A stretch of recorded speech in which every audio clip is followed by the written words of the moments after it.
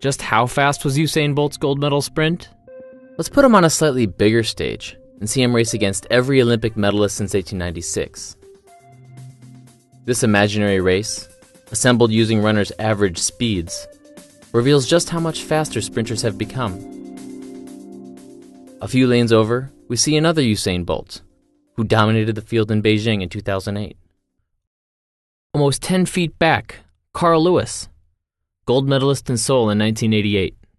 He won in 1984 too, one of just a handful of sprinters on this track twice. As we go further back in time, we pass more of the fastest sprinters in history. Jim Hines, the first man to break 10 seconds in the Olympics. Jesse Owens, who won 4 golds in Berlin in 1936. Archie Hahn, the Milwaukee Meteor, who won 3 events in 1904. And finally, near the end of this track, we have Tom Burke, who won in Athens in 1896. His time, 12 seconds, puts him more than 60 feet behind today's winner. So what can we take away from this picture? For one, a lot of these sprinters are from the US. Although Americans have had a rivalry with British sprinters, and, more recently, Caribbean athletes, nearly half of these runners are Americans. But we can also see that glory is fleeting. Repeat performances are rare. There's been a new winner on the podium in all but 3 Olympics. But to get a little bit more perspective, let's see how some of America's best young sprinters would fit into this group.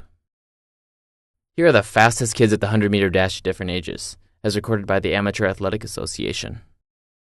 Obviously, they're way behind today's athletes, but they're not as far behind as you might expect.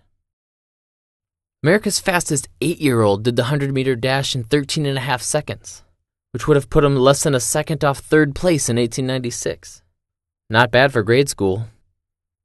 And the record for 15 to 16-year-olds is a 10.27.